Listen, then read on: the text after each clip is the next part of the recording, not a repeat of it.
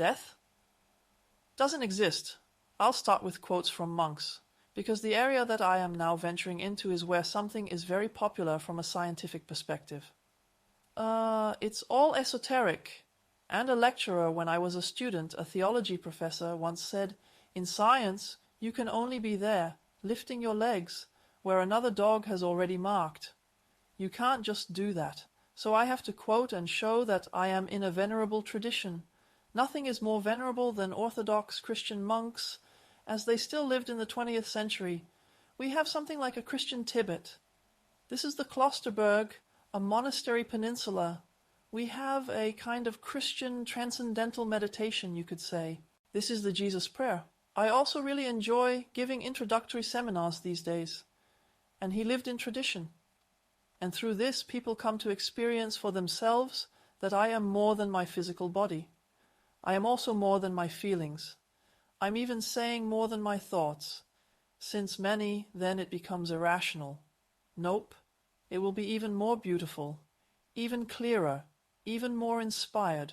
So, like an onion, we have different levels of identity, and this one even more. Anyone who experiences this during their lifetime simply notices that there is something in me that simply cannot die. So the Christian mystics have experiences during their lifetime that other people only have in a near-death experience or when it is already a little too late when they are dying. It's always the same core experience. There is something in me that cannot die. Of course, if you have experienced this during your lifetime, you deal differently with the death of loved ones or with your own death. Well, Porphyrios had experienced that, and then he even, I put it a bit cheekily, that's my Berlin snout, he became a bit cocky and even wished for cancer. This caused him to go blind. But for him as a mystic, it wasn't so bad again, because he could mystically see just as photographically precisely as we do now. But he wanted to caricature this struggle for physical salvation. In any case, Porphyrios experienced that he could have clear states of consciousness so that he saw things that were not in his room, for example, that a woman was waiting very shyly behind the house where he was lying on the bed, and that was back then even so, cassette recorder, that she had a cassette recorder in her handbag so she could secretly record. And then he sent the nursing sisters, the nuns who looked after him, out to this woman when he was already blind from cancer. Go behind the house. There is a woman who is afraid to come in and says she is allowed to go with her cassette recorder with cutting. So much of a consciousness that is not limited by room walls. So far in a lady looking into her handbag. I don't know if that's allowed, but he did it. And he could also move in time in the same way, when he could look or notice where things were buried in the ground and similar things. So these are freedoms where everything, like pure information, is too accessible, and that is a foretaste of how our consciousness unfolds when it finally separates from the body. And it's important to me that we know the ways in which people can come to these statements. So from our Christian mysticism, before we go into greater research.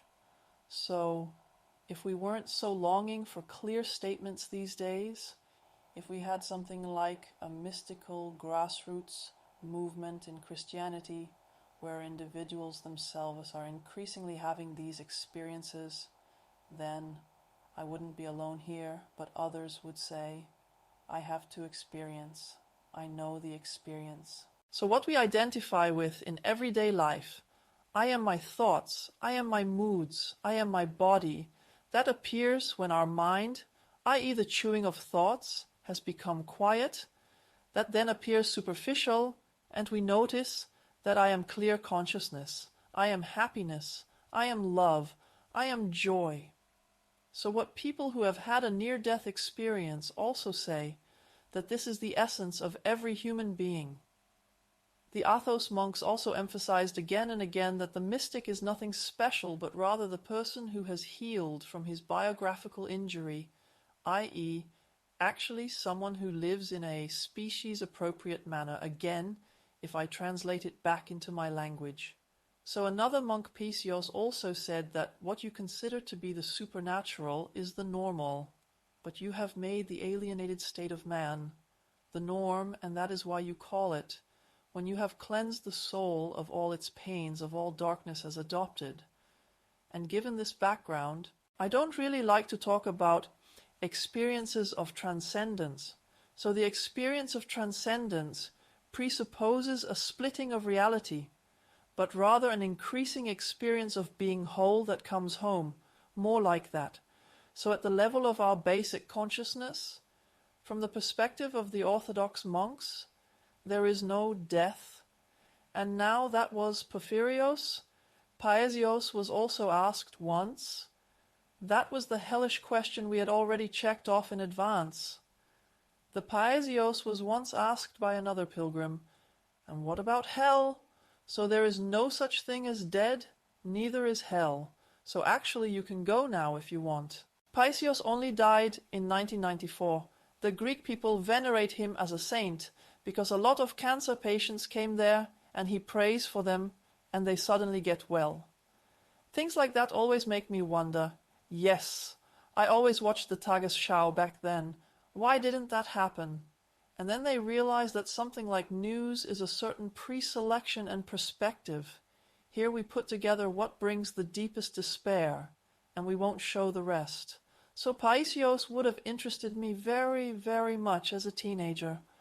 And he says about hell, hell is not a place where souls boil in cauldrons, but it is a state in which the soul finds itself after separation from the body. A pilgrim who once wanted to mock him about hell, the Paisios was really a bit cheeky to make that clear.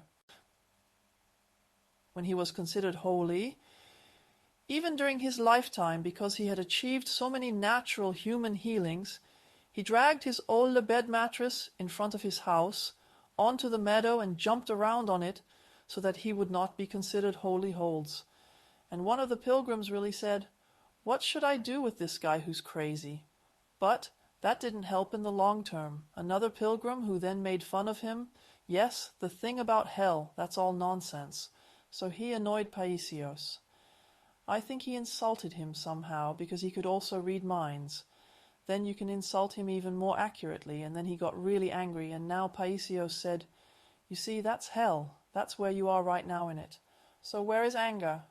And then Paisios quickly transferred him from hell to heaven and said, "So now think about your loved one. Yes, that is heaven."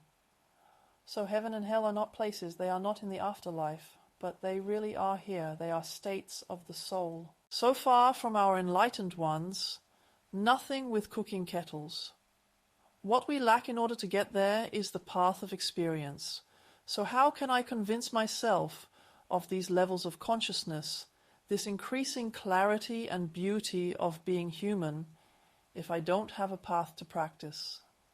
And that has now become my heartfelt concern at the university, to convey this to them in a short time, without them having to leave home and children and work, and now all become monks or nuns. Well, Luther didn't really want that, but when he closed the monasteries, he only gave us the small and large catechisms to memorize. That's no longer enough these days. So today, Protestant education simply has to teach the basic exercises for the enlightenment of the majority of people again. That is my concern. A second difficulty is that the first difficulty is that there is no training path that every monk can take to convince himself that these increasing layers of clarity exist and that immortality exists in every person. The second problem is in Protestant theology around 1920, a theory emerged that is called the whole death theory. Another Protestant theology that I actually really liked when I was a student. Eberhard Jungel wrote a book called Lakonisch Tod, and it contains the sentence, when a person dies, then he dies completely. So these total death theory supporters are even proud of the fact that not only does the body die, but there is also no immortal soul, and the spirit is tied to the brain anyway.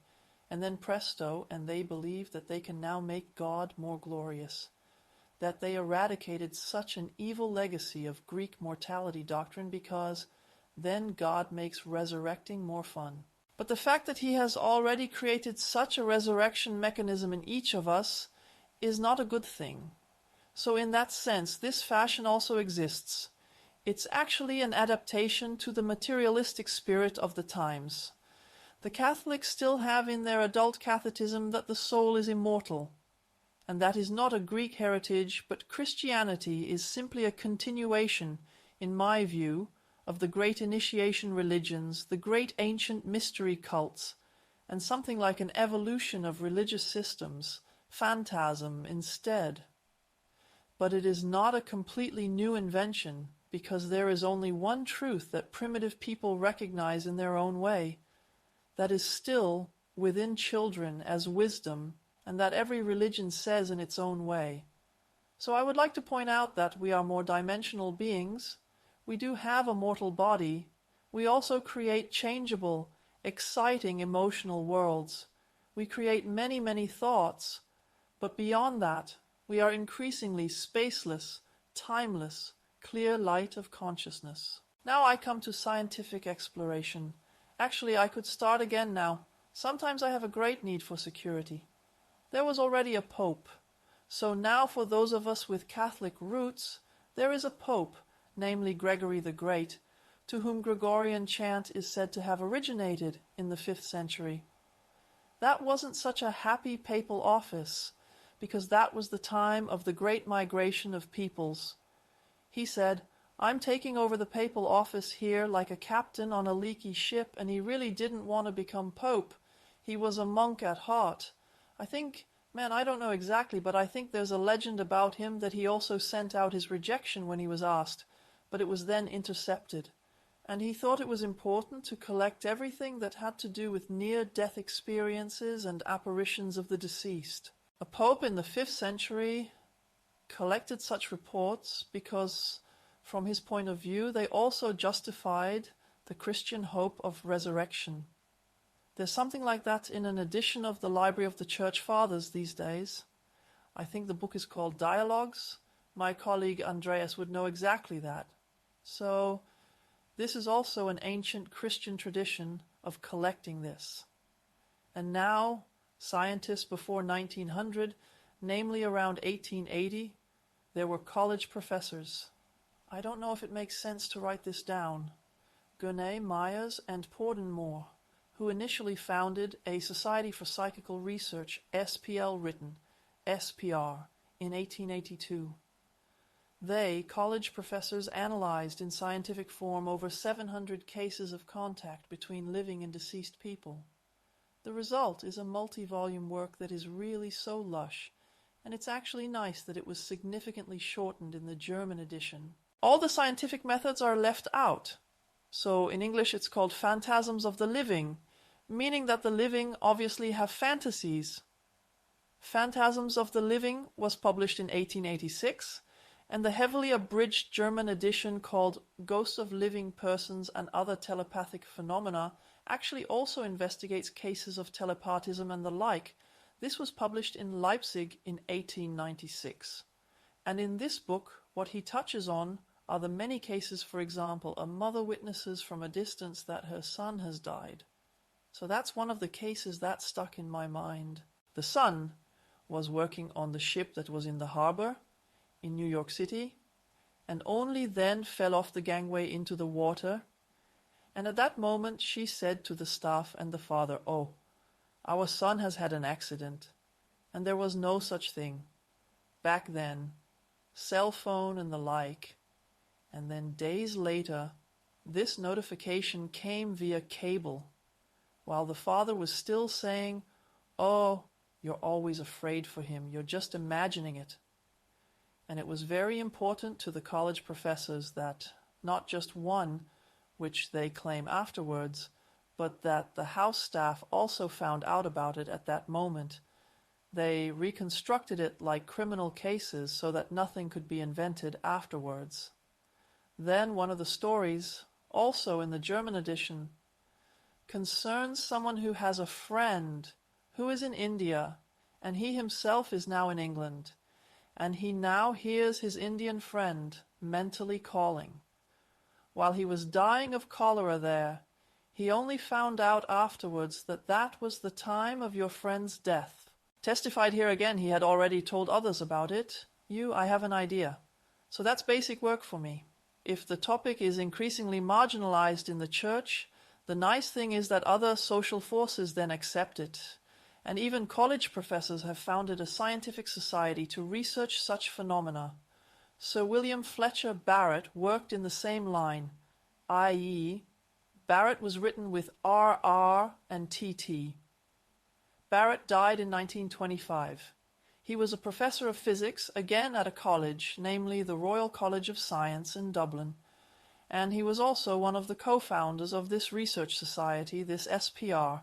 His book was published in London in 1926, a year after his death. He obviously didn't dare to publish it beforehand. Deathbed visions, i.e., deathbed apparitions. Barrett reports here on numerous cases in which a person who is dying sees relatives who have already died and is in contact with them. Sometimes also people where the dying person didn't even know, oh, they've already died. And I think Barrett's wife herself had also worked with dying people and also talked about such experiences. I think she was the reason that she took it more seriously. Now we are making a big leap in time, but we see that there is this scientific research tradition. The two big names for me these days are Peter Fenwick, F-E-N, and now from Wegwaba Rob Fenwick. The book is currently only available in English, so if I were a publishing director, I would definitely take care of the translation rights. This hit home in England. Radio stations interviewed him. The population reacted. Very committed. Because here someone finally took on a completely marginalized topic in a scientific form. Ernst, Dr. Peter Fenwick, and his wife. His book is called The Art of Dying, almost The Art of Dying, Art of Dying. And this is exactly the book I will be presenting in more detail this evening, i.e., the results of his study. Peter Fenwick is a member of the Royal College of Psychiatrists in Great Britain, so now he is also someone who has scientific reputation. The Art of Dying, A Journey to Elsewhere, published in 2008, and the other name is well-known Raymond Moody, with 2 O's written and Y at the back, Raymond Moody. A really nice book for people who don't feel like going through a lot of scientific research right now. Nevertheless, everything is compact inside together in the light. A paperback like that costs around €10.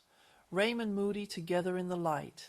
And Moody is the topic. Moody had previously dealt a lot with near-death experiences, i.e. with experiences such as people who were clinically dead for a while, or perhaps were almost on the way to dying in an accident, what they tell us what they experienced in this state of compulsively expanded consciousness. There is already a lot of research on it, but what has been neglected these days are these shared experiences of death images. And when it comes to near-death experiences, it is very often said that we don't have to take them seriously scientifically because either the brain has too much oxygen and is hallucinating, or it has too little oxygen and is hallucinating, or that is some of the body's own drug procurement program to deal with the crisis to make dying easier. So it's all subjective imagination, and it tells no facts at all. Moody, who initially made these near-death experiences a very strong topic, both socially and from his context in medicine, reacted and said to himself, "Let me go one step further and bring up the topic of shared deathbed visions again." So, that means that if you are now warmly connected to a person who is dying, and you are sitting in the same room with them, and you are dying, this happens very often, regardless of whether you are an atheist or belong to a certain religion, that the dying person now takes them into his, one could almost say, near-death experience. But it is now irreversible, into these things that he sees now. It's like telepathy. They are in the same film, and now you can't say their brain has too little oxygen, too much oxygen, or drug procurement program, and above all, what touched me very much, for example, a mother also saw many events in her son's life that he had not told, or she also got to know certain people and afterwards reconstructed them, visited them, i.e., she gained information. from this deathbed vision when the son reviewed his life again in his consciousness, which came true. So I would also recommend the book Together in the Light to any pastor who is desperate for help, what should I say, at Easter, or anyone who, that's so encouraging, so simply, that's fun again about Christianity. Courage for Easter, also from a theological perspective, but also people who are very sad about the loss. So no matter from which perspective you approach this existential upheaval while dying, there are really great books. But with this book Together in the Light, scientists would say again, anecdotal evidence that now has no evidentiary value. That is not a controlled study in comparison groups and the like. Still, it's the nicest read of all the books here. Maybe on the side I can sometimes hold something up. I like pink anyway. The book here, there are Western scientists talking to the Dalai Lama. Knowing what we have researched here about near-death experiences and also about borderline states, i.e. dreams, sleep, death is the name of the book. What's in it? So from his enlightened point of view, and he takes a position on it, and he says, well, these are still very dreamlike states in which a lot of social and personal subjectivity still plays a role. So for the Dalai Lama, these are not completely objective reports of what it really looks like.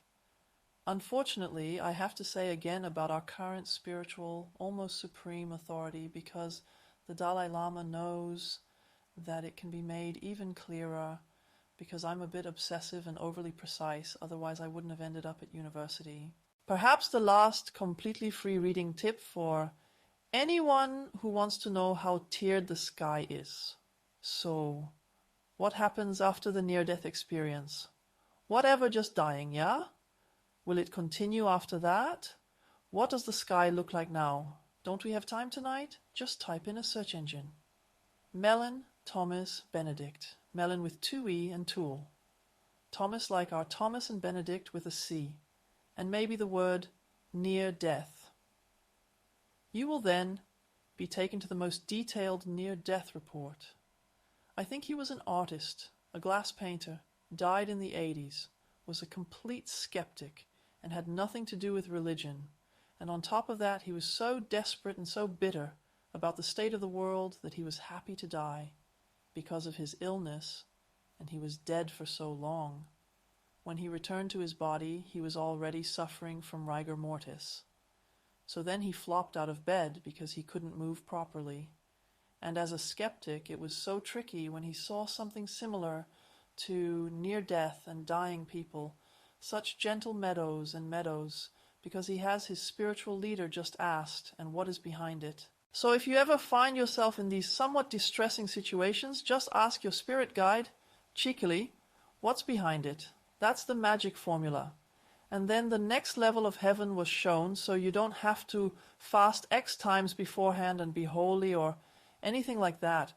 You just have to stay smart and not stop at the first display or buffet that comes along, so to speak, but rather you have to have a certain self-discipline to say, I was once told that there are even better offers or even more delicious buffets here. So be discerning when you are in heaven. So the magic question is always, what's behind it?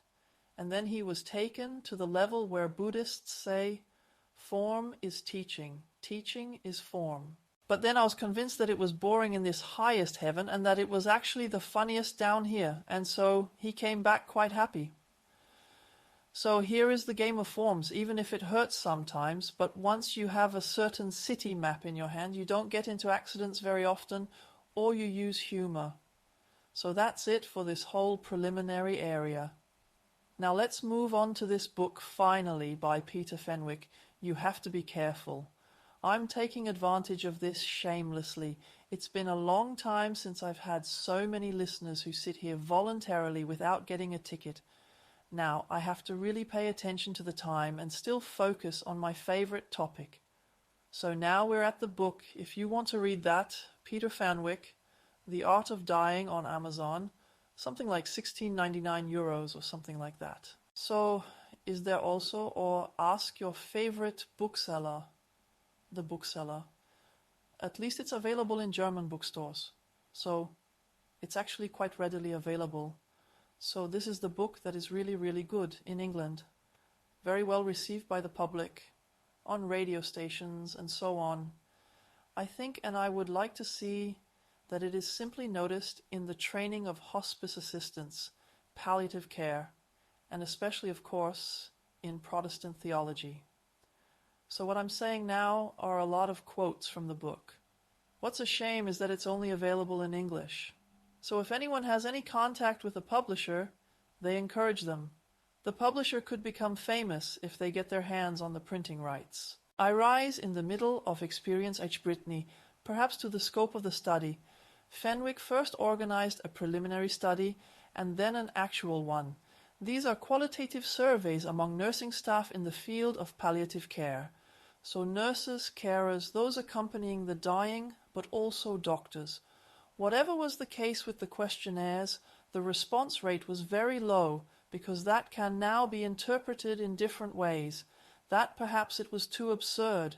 He simply wanted to know what these people in the area of dying and dead experienced about the patient, and then put together certain points in the book that come up again and again.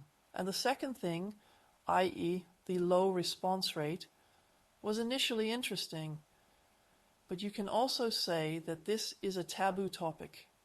You shouldn't mess with it, as it can very quickly be seen as unscientific from today's perspective.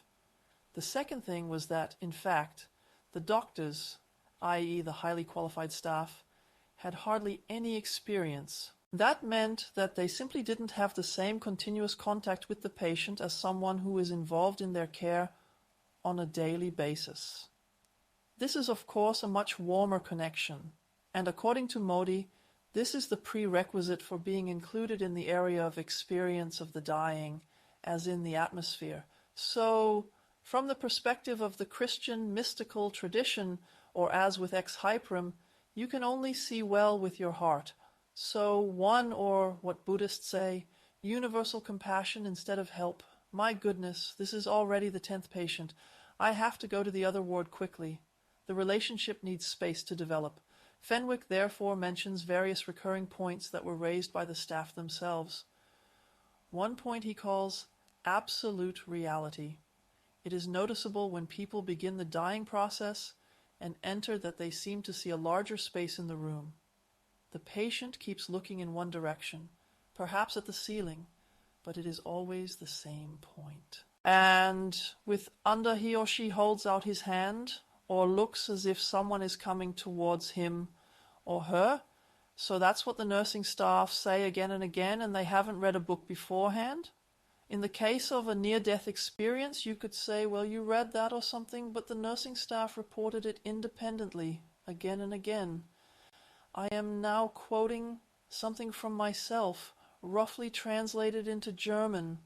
I look, or oh well, when Fenwick made this grid public on the radio, many people also sent him their own experiences from their families, which confirmed the same points. And now, out of the area, I looked up and saw my mother's eyes wide open. My first thoughts were that she had woken up. Start straight ahead to a point where the wall meets the ceiling. I leaned over her so that she would look into my eyes as she started. But she looked strongly straight ahead. I said, "Who are you looking at, Mother?" and wasn't exactly expecting an answer right now. I realized that she was looking at someone who had come to meet her. Another example. My brother was in the hospital dying of emphysema. He found it difficult to breathe, and suddenly his breathing became normal again. He looked upward at about a 45-degree angle, and now he was smiling broadly, as if he was looking at something or someone. Then he turned to me and died in my arms. To this day I am convinced that he wanted to tell me what he had seen. Those few seconds before he died will stay with me forever. They were so full of power. Another example. Her eyes were wide open, and she continued to look at the very best. Start her in the same place. She did this for over 12 minutes. I called the nursing nurse in, and she told me she would notify the rest of the family now. As my wife and I looked down at my mother, her breathing became weaker. She closed her eyes, and seconds later she died. Now finally to the area. Someone who was already unconscious, and then died 2 years after a severe stroke. He also seemed to be communicating with something or someone in his final days. The right side was paralyzed, he couldn't speak or see. The only movement in his face was his eyes, then his head as a whole, his left arm, hand, and leg. About 4 or 5 days before he died, there was a sort of closure. At the end, he shook each person's hand. There were at least 5 perceived people. He went to shake the last person's hand. This movement led him to me. I sat on the side next to the bed. I also reached out my hand into the space. He grabbed my hand as if he was going to shake it. He then knew that wasn't right. And you pushed my hand forcefully aside, sent me a look that said, "What are you doing?" and went back to shake someone else's hand that he wanted to shake. I was with him again the following day when he said his moving final farewell. Somehow he got me to put my head down and to the side of his own head and shoulders. He gave me the most beautiful hug and kiss. For a man so physically clumsy and unable to speak or see, I was deeply moved. 3 days later, he fell into a coma. With his final exhale, he turned his head toward the window, then slowly opened his eyes, and their color was suddenly the brightest, most beautiful blue I had ever seen. A few seconds later, the color slowly returned to normal and slowly opened his eyes again. I find the quotes so overwhelming that I just leave them alone and don't comment further. So the whole book, whoever knows English, is at least as moving as Raymond Moody's Together in the Light. So that's this one for now. The people who die are caught up in what Fenwick calls absolute reality. And here it becomes clear that it is not a hallucination, but here you can definitely distinguish whose hand wants to shake and whose not. So now, how do the dying respond to this absolute reality that they see? The example of a coma patient. He is over 80 years old and a district nurse comes by once a week, and she calls him a coma patient.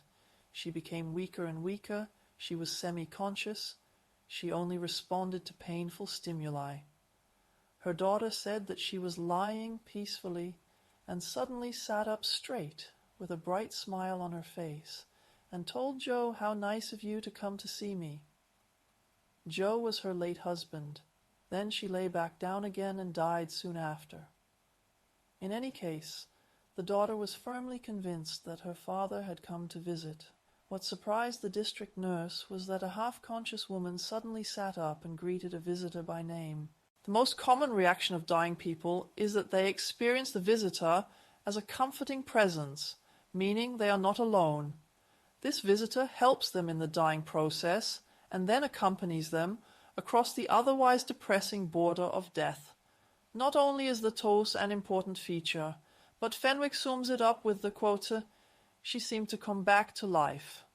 For example, my mother's face would light up with joy, or she would smile with a wonderful smile, to come back to life, or she would suddenly sit up in bed and open her arms to someone with a look of happiness. Then, after a pause, she sat down and sank back into her pillow and died shortly afterwards. Fenwick calls clarity another characteristic. So we have comfort, liveliness, clarity from people who are actually hardly physically capable of it, where you certainly don't expect them at all. Clarity. Another characteristic of most visions, says Fenwick, is that they are usually seen in clear or slightly clouded consciousness. The dying are often heard talking to their visitors and relatives who overhear the conversation, always describe them as rational, logical, clear. Many reports of people dying begin with the person initially being confused or even unconscious, and when the visitors appear, they suddenly have a clear window of consciousness. An example of this from Fenwick's book, My father died in March 2006 after a major heart attack. He spent a few days in the hospital and then returned home.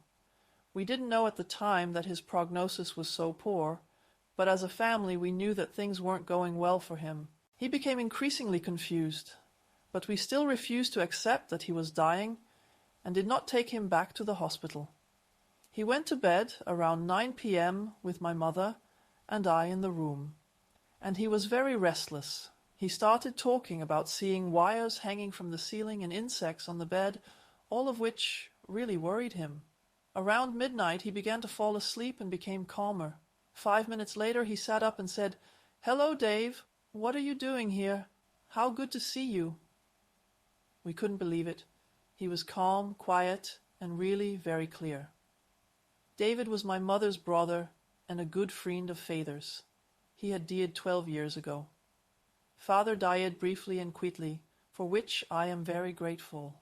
Sometimes this process goes even further, so that the dying are not only greeted and picked up and comforted and become clear, but also that they tell something about the world in which they are passing on. Fenwick titles this chapter, "Heaven is the most beautiful place." So the absolute reality, which is now seen by the dying as well as by other trained mystics, is a world that is also inhabited, where they see spiritual beings, some of which they do not know. An example, my father was at his father's bedside, and he calmly said to him, "Don't worry, Leslie, I'm fine. I can see and hear the most beautiful things, you don't have to worry." And he died peacefully, clearly, and to the end. Now a side look at this book by Moody, Together in the Light. Moody reports an incomparable light, sometimes even music that is so beautiful that it has never been heard here on earth. Some say yes, Bach composed from this sphere. Now I will also write the other name from this second path dictionary, call from the telephone helmet, now another section so that we can simply get to know the main topics, using examples, preparatory visits. So sometimes people know what to expect. They are formally notified in advance that things are getting serious. This also affects people who appear to be completely healthy. Here, for example, is a woman whose mother was dying of cancer, and it is always about her being visited beforehand, for example, by relatives. Suddenly she looked out the window and it looked like something was staring at her. This actually only lasted minutes, but it seemed endless. She then turned to me and said, "Please, Pauline, never be afraid of dying. I saw a beautiful light and I just approached it. I wanted to go into the light. It was so full of peace that it was really hard for me to come back." That's what she said about it, end quote. The next day when I checked on her, I said, "Bye, Mom. I'll see you again tomorrow." She looked at me and said, "I'm not worried about tomorrow, and you can't worry either. Promise me." Sadly, she died the next morning, but I knew she was full of comfort and peace, even after she already knew she only had hours to live. Now another example. Here a mother was visited by her grandmother, and then she said, I can't understand her at all. I just saw my mother standing in the doorway as clearly as I see you here now. Of course, her mother had been dead for 30 years. And when she had this apparition, my grandmother wasn't sick at all. She hasn't been sick at all in the last 2 or 3 years, and is also very clear-headed. She told my mother that she had a feeling of forewarning because she had heard from other people that they had been given advance notice, so to speak, by ghost-like deceased relatives. The next day my mother had a severe heart attack from which she never recovered or regained consciousness. After being in a coma for 4 days, she died. Sometimes such a preparatory visit takes place a long time in advance. Pauline, a 96-year-old grandmother, was one of 5 girls, and her favorite sister was Margaret. She took her from Greta. A few months before she died, my grandmother told me that Greta had visited her in the afternoon, and that she actually wanted to go with Greta, and Greta would have said, "No, now is not the right time. When she died one night, she had to breathe heavily. She opened her eyes wide, and then she smiled. It was actually more than a smile. The whole face glowed, and she spread her arms as if she were visiting someone. She became much calmer now, and 15 minutes later she died. I was sure that Gretel had returned, and that now was the right time. Now you can safely say, "Oh God, a relative is visiting me now. What do I do now? Can I get rid of this?" And this important question is also answered realistically by Peter Fenwick. Of course, people also report to him about delaying tactics. So, perhaps another very important section, page 40 to 41 in the book, for those who don't want to read too much beforehand. So, in any case, there is at least a short delay, and the rest is, I think, a matter of negotiation. Another example. My mother told me shortly before she died that she saw my father arriving on a white horse. How tempting! And he intended to take her with him. But she refused to get on the horseback with my father. That's enough. In addition to Herma, Fenwick also addresses this. How do the nursing staff actually react to this topic? That was always a question. And for example, Kate Dorman, a social worker, has worked in palliative care in 2 hospitals in Belfast for 20 years. She told me about many patients that she had noticed that they seemed to be talking to someone, that they were spreading their arms in a direction, that they were smiling at someone, that they were looking at someone that no one else could see. Many other nurses and those caring for the dying also spoke about what they call the conspiracy of silence. And of course that makes it much more difficult to talk to the grieving family members. What are the main reactions in this medical context? They say this is a result of medication. That maybe the medication will work so well for a short time that he will become lucid again. But the sisters say that when I worked in palliative care here, I was an atheist. But after sharing and witnessing so many experiences myself, that's no longer me. And this also includes things like the fact that dying people state almost to the minute when they will die. That is, they make accurate time predictions. Another example. One lady was now 97 years old. She was speaking to someone I couldn't see. We talked to her about who she saw. It was her sister Alice, who had died just 6 months before. She said Alice will come the next afternoon at 2:30 p.m. I started my work the next day at 2 p.m. And I asked, "And is she still here?" I was told that this lady was now dying, and just before 2:30 p.m. she opened her eyes wide, whispered everything, held out her hand, and passed away in peace. This example makes it clear again, and Fenwick also underlines this, that many in the field of palliative care say that training has in no way prepared them for this area, which is also part of dying. They are extremely well trained in the areas of personal care, for example, and the only reaction they always hear when they want to talk about it is blamed either on the illness or on the medication. Even in the training modules and in the cases that will be discussed again in the training classes, the whole thing is simply pushed aside as minor, I add. In any case, from the abundance of reports, even in their entirety, it becomes clear that these deathbed visions, i.e., what the dying experience here, occur independently of illnesses and certain medications. It is simply part of the normal human dying process.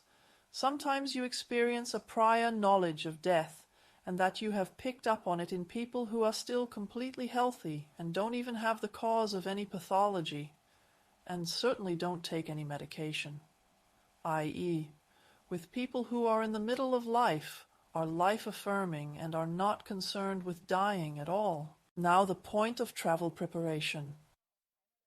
The purpose of these visions, my Fenwick, seems to be to prepare the dying man for this journey, so that he sometimes has another day or more to better prepare for his departure. Something that can still greatly affect relatives is deathbed coincidence, which Fenwick calls it, where one of the interviewed people says, "I don't like these apparent coincidences in connection with dying and death, because they shake my understanding of reality. These college professors, shortly before 1900, Goni Myers and Pordenmore, reported on this. For example, when a loved one dies, be it a family member or a friend, the friend in a completely different city, in the middle of work, may now share some of the dying person's physical symptoms. But most of all, it's simply that people now feel a deep sense of unease and don't even know where it comes from, i.e., those who don't die, but are loved friends or relatives, and sometimes afterwards have the knowledge, oh, something's right. Not now with father. What is confirmed by a death notice? But please don't be uncomfortable at all from now on. Off, this is now just on the Fenwick. Another example. Sarah Morey lived in Florence for several months. One day, on her way back to her art class at the boarding house, she was suddenly struck by the overwhelming feeling that something was wrong with her father, but he was doing well and lived in good health at home in the USA. She was convinced of that. When she arrived at the guest house, she was expecting a telephone message saying that her father had fallen down the basement stairs and unfortunately broken his neck. Another example, Catherine Knight, was working in France when her father died in April 1986. She says, "I finished my work. I relaxed with work colleagues. I remember being in a good mood. I laughed and joked. Out of nowhere, I felt a shiver run down my spine. I remember thinking first about the money that was in my room and hoping it was safe there.